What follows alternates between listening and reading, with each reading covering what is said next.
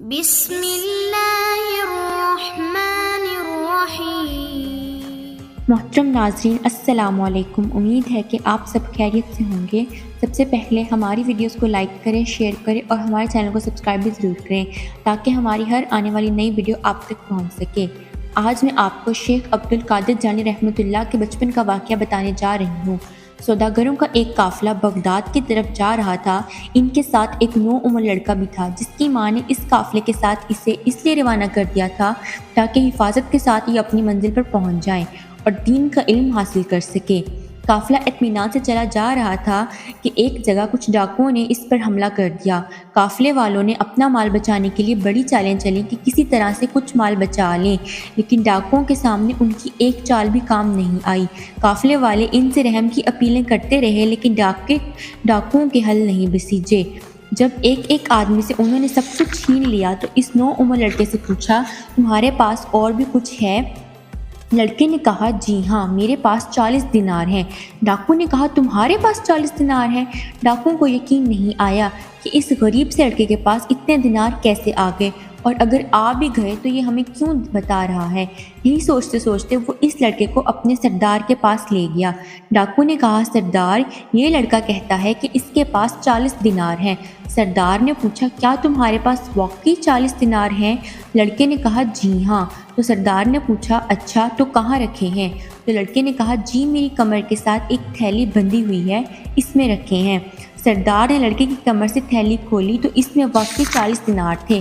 سردار حیرت سے کچھ دیر تک اس لڑکے کو دیکھتا رہا اور پوچھا، تم کہاں جا رہے ہو؟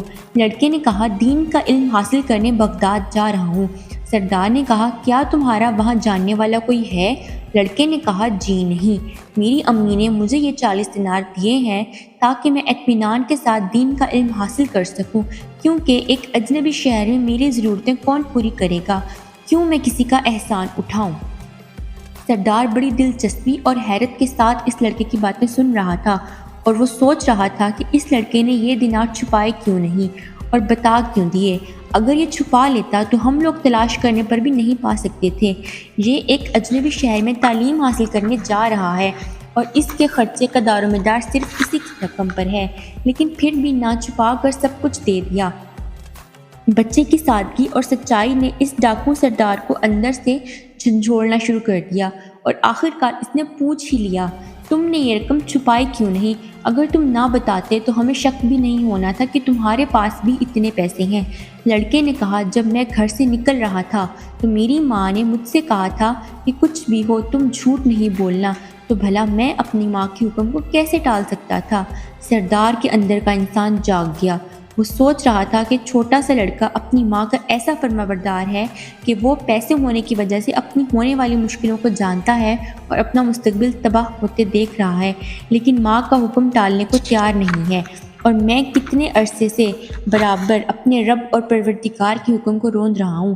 اس نے لڑکے کو گلے سے لگا لیا، اس کے ساتھ سارے قافلے کا سامان واپس کر دیا اور خدا کے آگے سجدے میں گر کر گڑ گڑانے لگا، اور اس نے سچے دل سے توبہ کی تو اللہ کی رحمت نے اسے اپنی آغوش میں لے لیا۔ پھر یہ ڈاکو اپنے وقت کا زبردست ولی اور اللہ والا بنا، خدا کے بندوں کو دین کی دولت تقسیم کرنے والا بن گیا۔ ایک عظیم ماں کی تربیت نے صرف اپنے بچے کو ہی اونچا نہیں کیا بلکہ ڈاکوؤں کی بھی تقدیر بدل دی۔ یہ وہ عظیم لڑکا ہے جسے ساری اسلامی دنیا عبدالقادر جیلانی رحمۃ اللہ کے نام سے جانتی ہے، اور جن کا نام آتے ہی دل عقیدت اور احترام سے جھک جاتے ہیں۔ اللہ ہم سب کو نیک اعمال کرنے کی توفیق عطا فرمائے، آمین۔